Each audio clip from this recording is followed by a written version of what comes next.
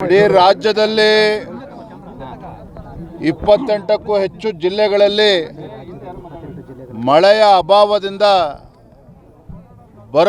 ಬರಪೀಡಿತ ಪ್ರದೇಶ ಅಂತೇಳಿ ಘೋಷಣೆ ಮಾಡುವಂಥ ಪರಿಸ್ಥಿತಿಯಲ್ಲಿ ಇವತ್ತು ರಾಜ್ಯ ಇದೆ. ಭಾರತೀಯ ಜನತಾ ಪಾರ್ಟಿ ನೇತೃತ್ವದಲ್ಲಿ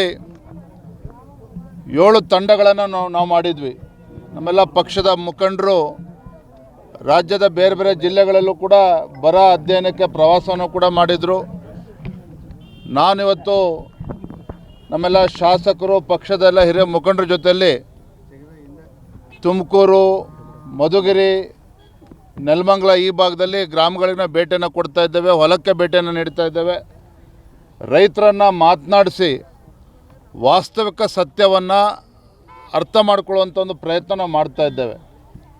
ಮೇಲ್ನೋಟಕ್ಕೆ ಗೊತ್ತಾಗ್ತದೆ ತುಮಕೂರು ಜಿಲ್ಲೆಯಲ್ಲಿ ಬಹುತೇಕ ಎಲ್ಲ 10 ತಾಲೂಕುಗಳನ್ನು ಕೂಡ ಬರಪೀಡಿತ ಪ್ರದೇಶ ಅಂಥೇಳಿ ಘೋಷಣೆ ಮಾಡಲೇಬೇಕಾದಂಥ ಅನಿವಾರ್ಯತೆ ಸೃಷ್ಟಿಯಾಗಿದೆ. ತುಮಕೂರು ಜಿಲ್ಲೆ ಬಹುತೇಕ ಎಲ್ಲ ತಾಲೂಕುಗಳು ಕೂಡ ಬರಪೀಡಿತ ಪ್ರದೇಶ ಅಂತೇಳಿ ಘೋಷಣೆ ಮಾಡಬೇಕಾಗಿದೆ. ಈ ಭಾಗದಲ್ಲಿ ಅತಿ ಹೆಚ್ಚು ಬೆಳೀತಕ್ಕಂಥ ರೈತರು ಬೆಳೆಯುವಂಥದ್ದು ಇವತ್ತು ತೆಂಗು ಬೆಳೀತಾರೆ, ಅದೇ ರೀತಿ ಹಣ್ಣು ತರಕಾರಿಗಳನ್ನು ಕೂಡ ಬೆಳೀತಾರೆ, ರಾಗಿ ಅತಿ ಹೆಚ್ಚು ಬೆಳೀತಾ ಇದ್ದಾರೆ. ನೋಡಿ, ಇವತ್ತೇನು ಹೊಲದಲ್ಲಿ ನಾವು ನಿಂತಿದ್ದೇವೆ, ಪಾಪ ರೈತರು ಹೇಳ್ತಾ ಇದ್ರು 1.5 ತಿಂಗಳಿಂದನೇ ಅವರು ಬಿತ್ತನೆ ಮಾಡಿ ಫಸಲು ಇವತ್ತು ಕೈಗೆ ಬರಬೇಕಾಗಿತ್ತು. ಆದರೆ ಇವತ್ತಿಗೂ ಕೂಡ ಬಿತ್ತನೆ ಇವತ್ತು ಪ್ರಾರಂಭ ಆಗಿಲ್ಲ. ಅಂದರೆ ರೈತರು ಇವತ್ತು ಭಾಳ ಸಂಕಷ್ಟದಲ್ಲಿದ್ದಾರೆ. ನಾನು ರಾಜ್ಯ ಸರ್ಕಾರಕ್ಕೆ, ಮಾನ್ಯ ಮುಖ್ಯಮಂತ್ರಿಗಳಿಗೆ ಒತ್ತಾಯ ಮಾಡ್ತೇನೆ, ರೈತರು ಸಂಕಷ್ಟದಲ್ಲಿರುವಂಥ ರೈತರಿಗೆ ಪರಿಹಾರ ಅನ್ನೋದು ರಾಜ್ಯ ಸರ್ಕಾರ ಕೊಡಬೇಕಾಗ್ತದೆ. ಇಡೀ ರಾಜ್ಯದಲ್ಲಿ ಯಾವ ರೀತಿ ಪರಿಸ್ಥಿತಿ ನಿರ್ಮಾಣ ಆಗಿದೆ ಅಂತ ಹೇಳಿದ್ರೆ, ರಾಜ್ಯ ಸರ್ಕಾರ ತತ್ಕ್ಷಣ 10,000 ಕೋಟಿ ರೂಪಾಯಿಗಳನ್ನು ಬಿಡುಗಡೆ ಮಾಡಬೇಕಾಗ್ತದೆ. ಕೇಂದ್ರ ಸರ್ಕಾರಕ್ಕೆ ಪತ್ರ ಬರೆದು ಕೈ ಕಟ್ಕೊಂಡು ಕೂತ್ರೆ ಸಾಕಾಗೋದಿಲ್ಲ. ರಾಜ್ಯ ಸರ್ಕಾರ ತತ್ಕ್ಷಣ 10,000 ಕೋಟಿ ಬಿಡುಗಡೆ ಮಾಡಬೇಕಾಗ್ತದೆ. ರೈತರ ಪರಿಸ್ಥಿತಿ ಎಲ್ಲಿಗೆ ಬಂದಿದೆ ಅಂತ ಹೇಳಿದ್ರೆ, ಫಸಲ್ ವಿಮಾ ಯೋಜನೆ ಇನ್ಶೂರೆನ್ಸ್ಗೆ ಹಣ ಕಟ್ಟೋದಕ್ಕೂ ಕೂಡ ಸಾಧ್ಯ ಆಗೋದಿಲ್ಲ. ಆ ಇನ್ಶೂರೆನ್ಸ್ ದುಡ್ಡನ್ನು ಕಟ್ಟುವಂಥ ಪರಿಸ್ಥಿತಿಯಲ್ಲೂ ಕೂಡ ರೈತರಿಲ್ಲ. ಹಾಗಾಗಿ ರೈತರು ಏನು ಬೆಳೆ ವಿಮೆಗೆ ಹಣವನ್ನು ಕಟ್ಟಬೇಕಾಗ್ತದೆ, ಅವರ ಬಾಬ್ತನ್ನು ಅದನ್ನು ರಾಜ್ಯ ಸರ್ಕಾರವೇ ಭರಿಸಬೇಕಾಗ್ತದೆ.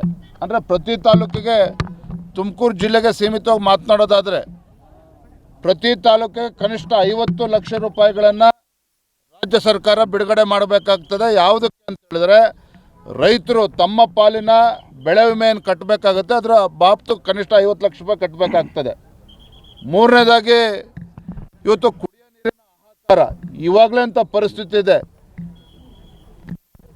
ಕೇವಲ ಮಳೆ ಮೋಡ ಇದೆ ಹೊರತು ಮಳೆ ಬರ್ತಾ ಇಲ್ಲ. ಹೇಮಾವತಿಲೂ ಕೂಡ ನೀರಿಲ್ಲ, ಈ ಭಾಗದ ಕೆರೆ ಕಟ್ಟೆಗಳಲ್ಲಿ ನೀರಿಲ್ಲ. ಜಾನುವಾರುಗಳಿಗೆ ಇವತ್ತು ಕುಡಿಯೋ ನೀರಿನ ಹಾಹಾಕಾರ ಈಗಾಗಲೇ ಸೃಷ್ಟಿಯಾಗಿದೆ. ಮಾನ್ಯ ಮುಖ್ಯಮಂತ್ರಿಗಳು 1 ಕೋಟಿ ರೂಪಾಯಿಗಳನ್ನು ಬಿಡುಗಡೆ ಮಾಡಿದ್ದಾರೆ ಪ್ರತಿ ತಾಲೂಕಿಗೆ. ಅದರಿಂದ ಏನೂ ಕೂಡ ಸಾಕಾಗೋದಿಲ್ಲ. ಹಾಗಾಗಿ ಮುಖ್ಯಮಂತ್ರಿ ಮತ್ತೊಂದು ವಿನಂತಿ ಏನಪ್ಪ ಅಂತ ಹೇಳಿದ್ರೆ, ಇನ್ನೂ 2 ಕೋಟಿ ರೂಪಾಯಿಗಳು ಪ್ರತಿ ತಾಲೂಕಿಗೆ ತುಮಕೂರು ಜಿಲ್ಲೆಯಲ್ಲೇ ಬಿಡುಗಡೆ ಮಾಡಬೇಕಾಗ್ತದೆ. ಯಾವುದಕ್ಕೆ? ಕುಡಿಯೋ ನೀರಿಗೋಸ್ಕರ. ಅಷ್ಟು ಕೆಟ್ಟ ಪರಿಸ್ಥಿತಿಗಾಗಲೇ ಬಂದು ನಿಂತಿರುವಂಥದ್ದು.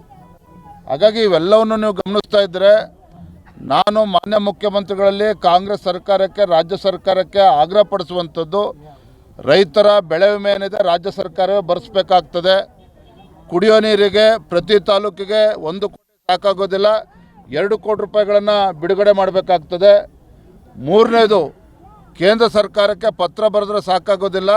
ಹಿಂದೆ BJP ಸರ್ಕಾರ ಇದ್ದಾಗಲೂ ಕೂಡ ನಾವು ನೋಡಿದ್ದೇವೆ ಯಾವ ರೀತಿ ಯಡಿಯೂರಪ್ಪನವ್ರು ಮುಖ್ಯಮಂತ್ರಿಗಳಾಗಿ ಯಾವ ರೀತಿ ನಡ್ಕೊಂಡ್ರು ಅಂತೇಳಿ. ಹಾಗಾಗಿ ಸರ್ಕಾರಕ್ಕೆ ನಾನು ಹೇಳುವಂಥದ್ದು, 10,000 ಕೋಟಿ ರೂಪಾಯಿಗಳನ್ನು ಬೇರೆ ಬೇರೆ ಜಿಲ್ಲೆಗಳಿಗೆ ಒಟ್ಟು ಬಿಡುಗಡೆ ಮಾಡಿದರೆ ಅಲ್ಲಿ ರೈತರಿಗೆ ಪರಿಹಾರ ಕೊಡೋದಕ್ಕೆ ಸಾಧ್ಯ ಆಗ್ತದೆ. ಆ ನಿಟ್ಟಿನಲ್ಲೂ ಕೂಡ ರಾಜ್ಯ ಸರ್ಕಾರ ಕ್ರಮವನ್ನು ಕೈಗೊಳ್ಳಬೇಕು ಅಂತೇಳಿ ತಮ್ಮ ಮುಖೇನ ನಾನು ಮಾನ್ಯ ಮುಖ್ಯಮಂತ್ರಿಗಳು ಒತ್ತಾಯವನ್ನು ಮಾಡ್ತಾ ಇದ್ದೇನೆ.